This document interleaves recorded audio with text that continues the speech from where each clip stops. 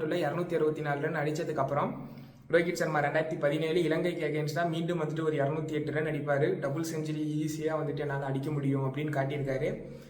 இதோட ரோஹித் சர்மா எரா முடியல. இதுக்கப்புறம் தான் ஸ்டார்ட்டே ஆகுது. இதுக்கப்புறம் வந்துட்டு அவர் கேப்டனா வந்துட்டு இந்திய அணிக்காக வழி நடத்தி ஒரு மிக சிறந்த கேப்டனுங்கிற பேர் வாங்கியிருக்காரு. அதை பற்றி ஒரு சில கேள்விகளை வந்துட்டு ரஞ்சித் கிட்ட கேட்பான். அவரோட கேப்டன்ஷிப் பார்த்தீங்கன்னா ரொம்ப இன்ஸ்பயராக இருக்கும். இக்கட்டான சூழ்நிலை கூட எப்படி மேட்ச் மாற்றணும், மேட்ச் எப்படி லாஸ்ட் வரைக்கும் கொண்டு போகணும் அப்படின்ற ஒரு ஐடியாலஜி கிளியராக இருக்கும்.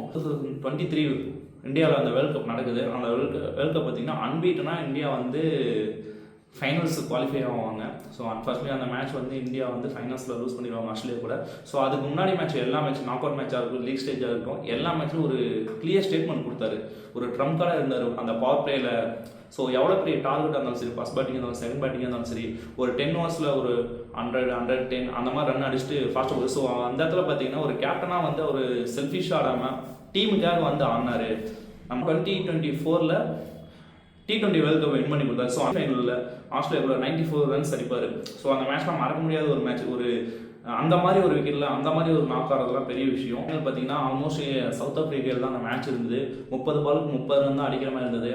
அந்த டைமில் போலர்ஸ் ரொட்டேட் பண்ணி அந்த கோப்பையை நீண்ட நாள் கனவான இந்தியாவுக்கு 12 இயர்ஸ்க்கு அப்புறம் ஒரு வேர்ல்ட் கப்பை வாங்கி கொடுத்தார் ரோஹித் சர்மா.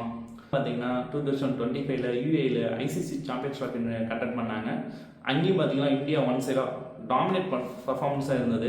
ஸோ ஒரு அன்பீட்டன் டீமாக அந்த ஃபைனல்ஸை போய் கப்பை வின் பண்ணி பேக் டு பேக் ஐசிசி ட்ராஃபிஸை வின் பண்ணி கொடுத்தாரு இந்தியாவுக்காக Rohit Sharma. Back to back cup அடிச்சு கொடுத்தாலும் இந்திய டீமுக்கு வந்துட்டு இப்போ கேப்டனாக இல்லை. பட் 2027 கண்டிப்பாக வந்துட்டு ரோஹித் சர்மா விளையாடுவார். அவரோட கையில் அந்த 50 ஓவர் வேர்ல்டு கப் கண்டிப்பாக வரணுங்கிறது ஆஸ் அ ரோஹித் சர்மா ஃபேனாக எல்லாத்தோடைய ஆசையும் கூட. ஆஸ் அ தோனி ரசிகனா எனக்கும் அது ஆசை.